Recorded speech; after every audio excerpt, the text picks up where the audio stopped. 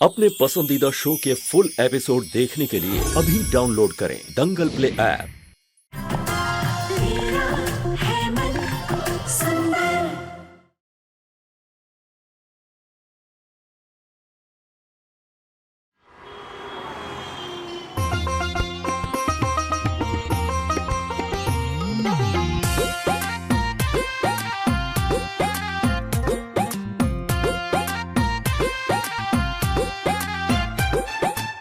जैसे आकाशवा में चहके अंजोरिया, वैसे ही चहके मन मीत मोर सावरिया। जैसे आकाशवा में चहके अंजोरिया, वैसे ही चहके मन मीत मोर सावरिया। तकरवा चौथ के पारब भुखनी चलनी में चांद देखली, चांद से सुंदर पिया वाके मुस्कान देखली।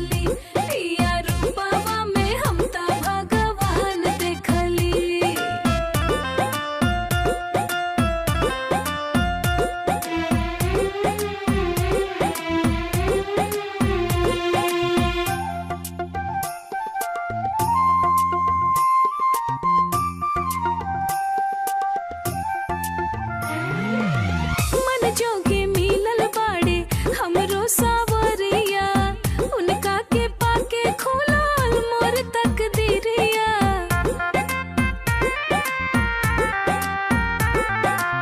मन जोगे मिलल बाड़े हमरो सावरिया, उनका के पाके खुलल मोर तकदीरिया। जिंदगी में जिंदगी संवर दिहलू, इतना प्यार देके हमारा के तार दिहलू। उनका दिल में भरल प्यार के उफान देखली, चांद से सुंदर पिया वाके मुस्कान देखली। पिया रूपावा में हम त भगवान देखली।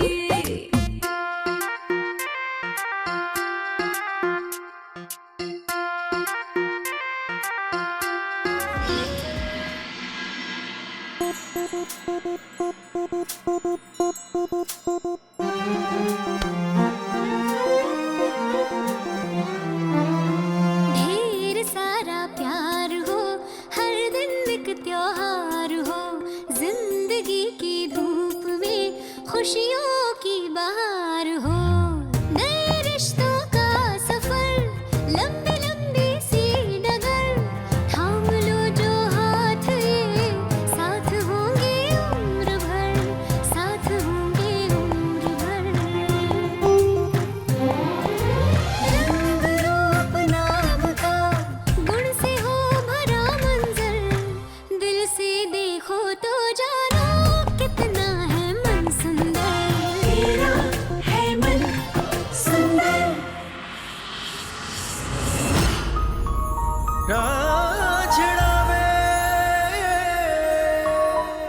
नाहर जी, ये आप क्या कर रहे हैं? देखो सिंपल है, तुम मेरे पैर छूओगी तो मैं तुम्हारे पैर छूऊंगा। नाहर जी, आपने मेरे लिए व्रत रखा, मेरे लिए वही बहुत है।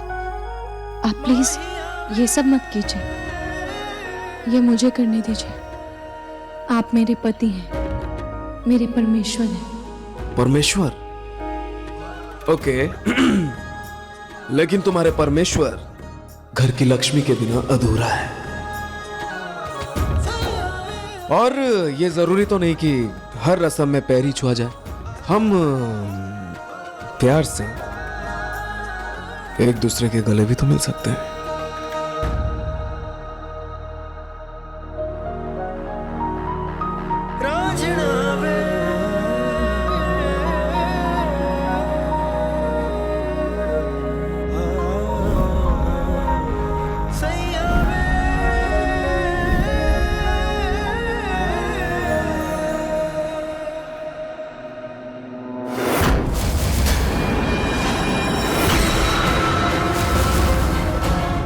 बहुत मना लिया करवा चौथ भी, अब तुम्हारी जुदाई का जश्न मैं मनाऊंगी। आज तुम्हारी वजह से मेरा पोता मुझसे बात नहीं कर रहा। मुझे गंगा मैया की कसम है, जिस दिन तुम्हें और नाहर को अलग कर दूंगी ना, उस दिन मैं गंगा नहाऊंगी।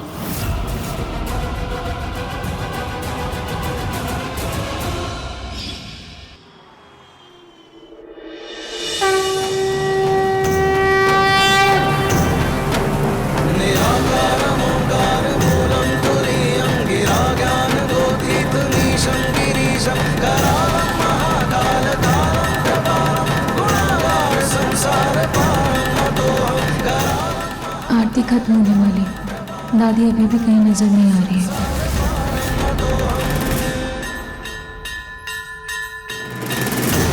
बोलो खाटू श्याम महाराज की जय।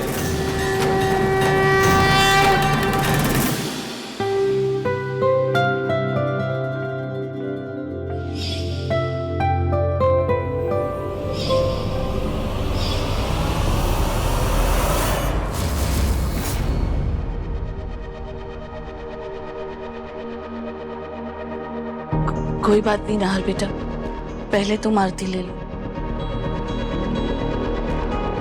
हाँ रोही, मेरा नाश्ता लगा दो और जल्दी से तैयार हो जाओ, हमें कहीं जाना है। हे खाटू श्याम महाराज जी, मुझे माफ कर देना, मुझसे बहुत बड़ी गलती हो गई जो मैंने रूही जैसी शांत और समझदार लड़की को अपने मोह में आकर, जिद में आकर बहुत परेशान किया है। समझ में नहीं आ रहा कि मैं अपनी गलतियों का प्रायश्चित कैसे करूं।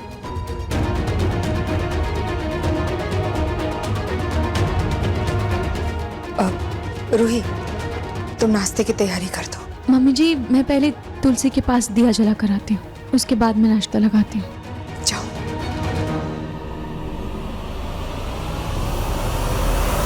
जल्दी से नाहर जी के लिए नाश्ता बना देती हूँ।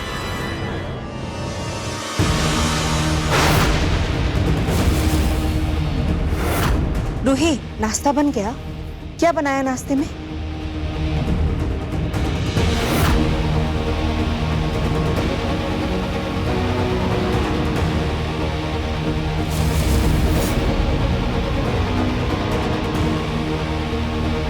माँ जी आप? सोनी, आज नाश्ता मैंने बनाया है।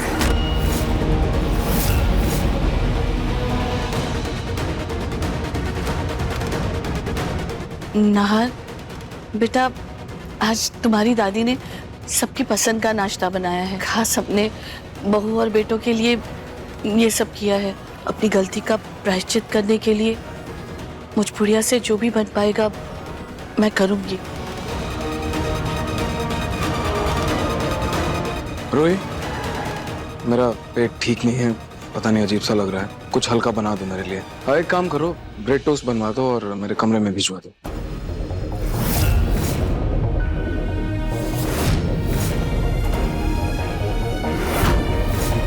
दादी, आपको ये सब करने की जरूरत नहीं है, थोड़ा समय दीजिए, नाहर जी मान जाएंगे। समय ही तो नहीं होता है हम बूढ़ों के पास, पता नहीं कल क्या हो जाए। माँ जी, तुम सब लोग भी नाश्ता नहीं करोगे क्या? नाराज हो मुझसे? नहीं खाओगे?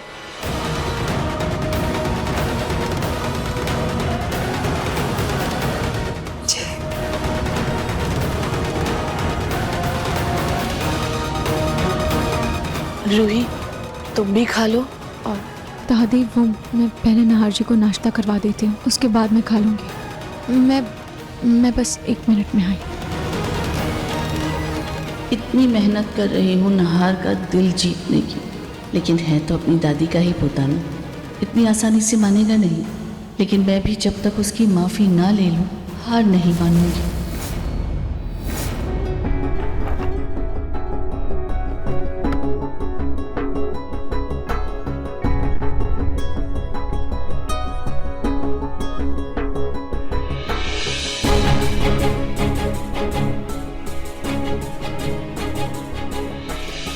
नाहर जी, आपका नाश्ता।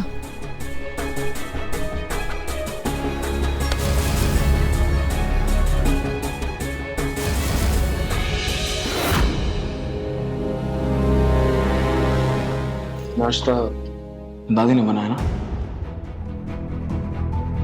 हमेशा यही करती है वो, जब भी मैं नाराज होता हूँ तो यही बनाती है। हाँ, और आज आपको यही नाश्ता करना होगा, क्योंकि आज सुबह नाश्ते में यही बना है और कुछ भी नहीं बनाया।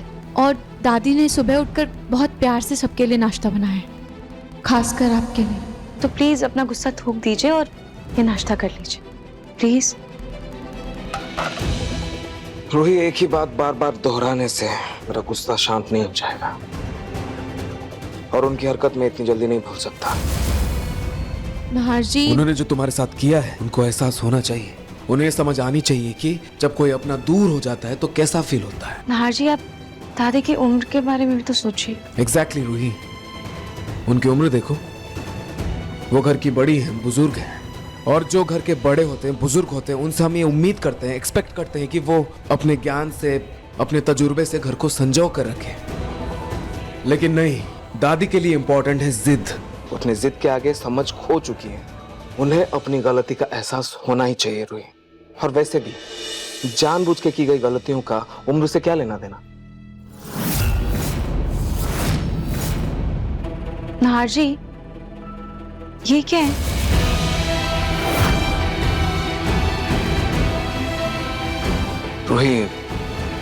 रूही, मैं वो चीज समझने की कोशिश कर रहा हूँ जो तुम्हारे मन में है, जो तुम कहने से हिचकिचाती हो।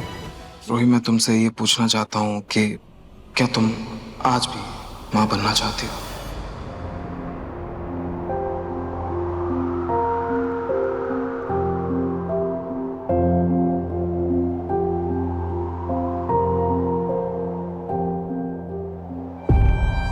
रूही देखो, मैं तुम पर कोई प्रेशर नहीं डाल रहा हूँ, कोई दबाव नहीं है, मैं बस तुम्हारी मन की बात जानना चाहता हूँ। तुमने मुझसे वादा किया था कि तुम अपने दिल की हर बात मुझसे शेयर करो, अपनी मन की बात मुझे बताओगी।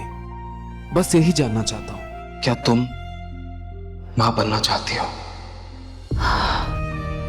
हाँ, ये तो हॉस्पिटल से कोई मैसेज आया। इसमें तो लिखा है कि कभी माँ भी बन सकती।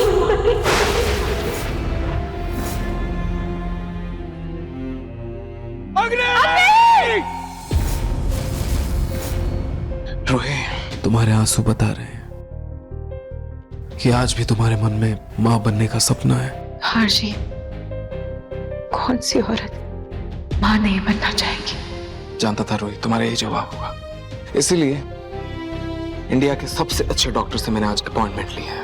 वो कुछ ही दिन के लिए जयपुर आ रहे हैं, हम उनके पास जाते हैं, एक बार वापस चेकअप करवाते हैं। लेकिन हाँ जी, Rohit please,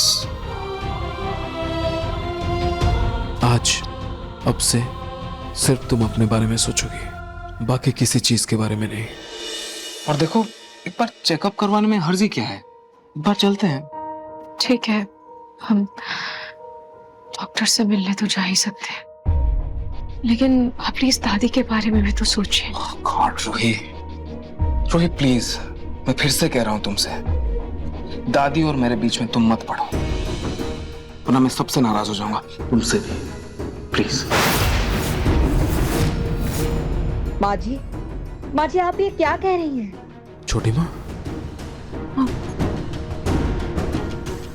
Dangal express channel को सब्सक्राइब करिए।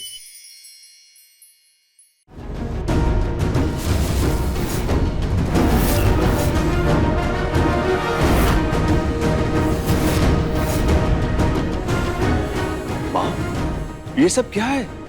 बेटा, मैं अपनी गलती का सच्चे दिल से प्रायश्चित करने जा रही हूँ।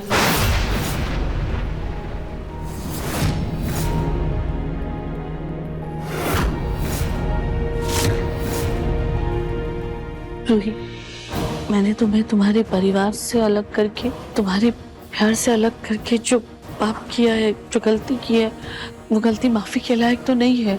इसीलिए मैं प्रायश्चित करने जा रही हूँ, जो अपने परपोते के मोह में अंधी होकर जो गलती की है।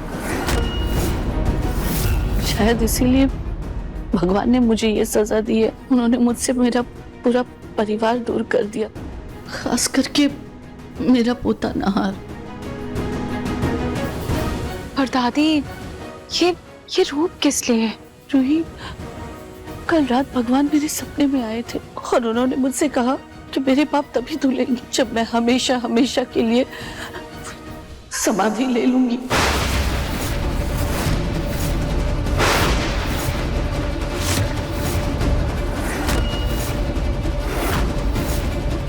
समाधि मतलब? बेटा, समाधि मतलब जब तक माँ जी के प्राण न निकल जाए, माँ जी अन्न जल सब त्याग देंगी।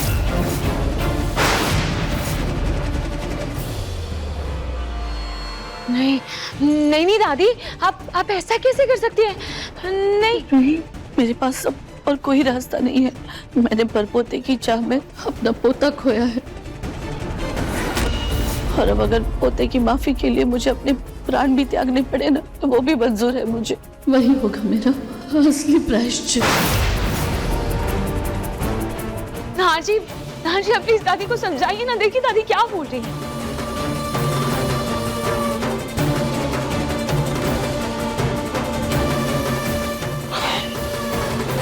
रूही, कुछ ही देर में हमारी अपॉइंटमेंट है, हमें देर हो रही है, तुम तैयार हो जाओ। मैं बाहर गाड़ी में वेट कर रहा हूँ, तुम जल्दी से आ जाओ।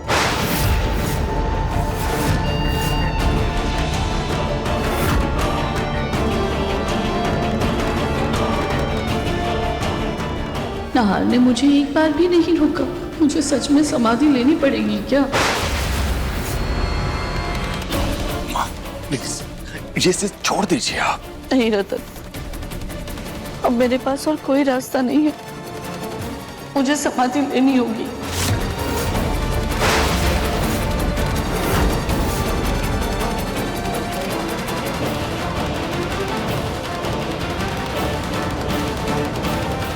दादी दादी, मम्मी जी आप प्लीज रोकिए ना दादी को। क्या रोकू रूही? तुम्हारे घर वालों ने आकर जो यहाँ इतना बड़ा बखेड़ा खड़ा किया है, उसके बाद मैं क्या कर सकती हूँ? तुम जानती हो ना, माँ जी अपनी जिद के आगे किसी की नहीं सुनती। माँ जी,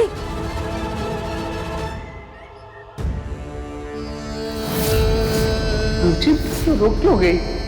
घर चल। मैं अपने घर में ही हूँ पापा। रुचि तो पापा आप मेरे परिवार को गलत समझ रहे हैं। यहाँ पे सब मुझसे बहुत प्यार करते हैं पापा, सबको मेरी फिक्र है। जब मैंने आप लोगों की नाराजगी पर वो घर नहीं छोड़ा, तो मैं ये कैसे छोड़ दूँ पापा? जब मैंने आप लोगों को मनाया तो मैं इन्हें भी मनाऊंगी ना। मुझसे नाराजगी किस रिश्ते में, किस परिवार में नहीं। और दादू, अगर घर का कोई बड़ा मुझसे नाराज तो मेरा फर्ज बनता है कि मैं उनका दिल जीतने की पूरी कोशिश करूँ। रुचिता की पूरी परछाई है रूही, और इसलिए तो उसके ना होने पर भी उसकी बेटी में उसी के पूरे संस्कार है। ना रुचिता ने उस वक्त अपना ससुराल छोड़ा होता, और ना कल रूही ने।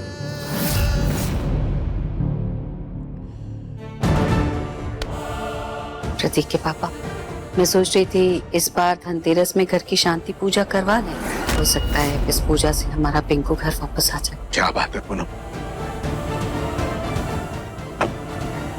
आप मुझे बता के पूजा रखेंगी? अरे कैसी बातें कर रहे हैं आपसे बिना पूछे कभी कुछ किया है क्या मैंने? हर चीज तो बताती हूँ आपको।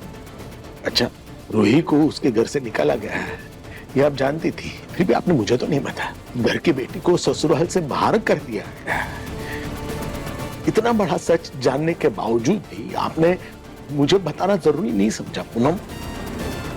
क्यों क्यों पूनम?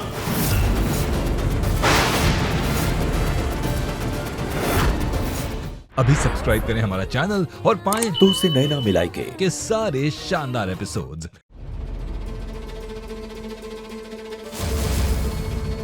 रूही को इस घर से जाने के लिए आपकी दादी ने कहा था।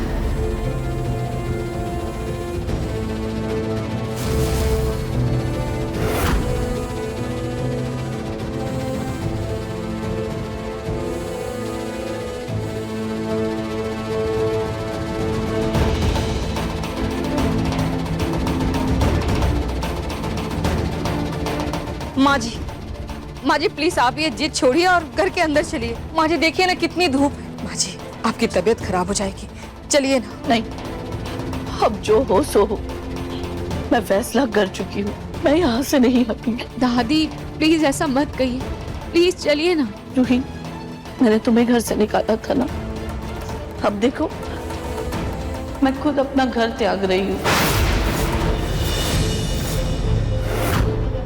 यही मेरा प्रायश्चित है। दादी, ये सिर्फ नाहर भैया आपके पोते हैं, मैं कुछ नहीं। मेरे लिए अंदर चल लीजिए प्लीज। नहीं बेटा, आज मत रोको मुझे ये कर लेने दो, ये मेरी इच्छा है। मत रोको मुझे दादी, मत रोको मुझे दादी प्लीज। मुझे मत रोको। रूही, देर हो रही है हमें, अपनी फाइल्स लाओ और जल्दी आ जाओ प्लीज।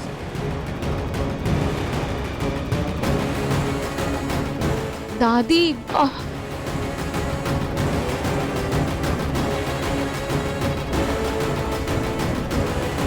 अब मैं यहाँ से तब तक नहीं उठूंगी जब तक मैं अपना प्रायश्चित नहीं कर लेती ना।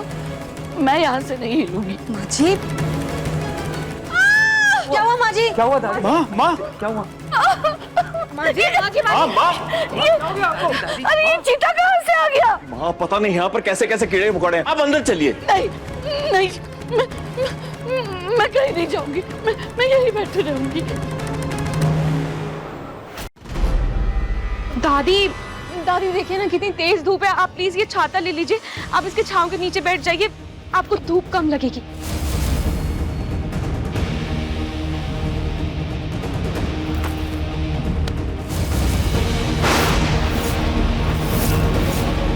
नहीं चाहिए मुझे, मैंने कहा ना, मुझे कोई आराम नहीं चाहिए, कोई सुख सुविधा नहीं चाहिए। मुझे मेरे हाल पे छोड़ दो।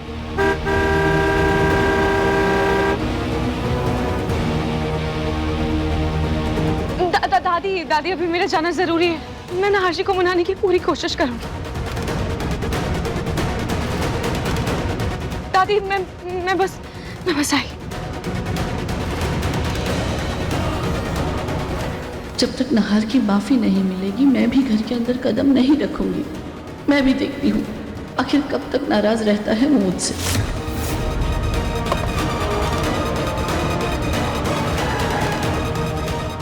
Seat belt. दादी जी को ऐसे बाहर में नहीं रहने दे सकती। नाहर जी से मुझे बात करनी होगी।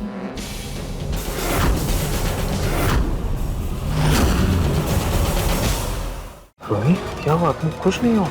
ये सब टेस्ट करवाने की क्या जरूरत है? इसका नतीजा तो हमें पता ही है। तुम्हें अपने खाटू जी के चमत्कार पे भरोसा तो है ना? बस उनके चमत्कार पे विश्वास रखो। उन्होंने हमारे दर्द देखे, वो हमारी उम्मीद भी देख रहे हैं। वो इतनी आसानी से हमें हारने नहीं देंगे। वो हमारी इच्छा जरूर पूरी करेंगे।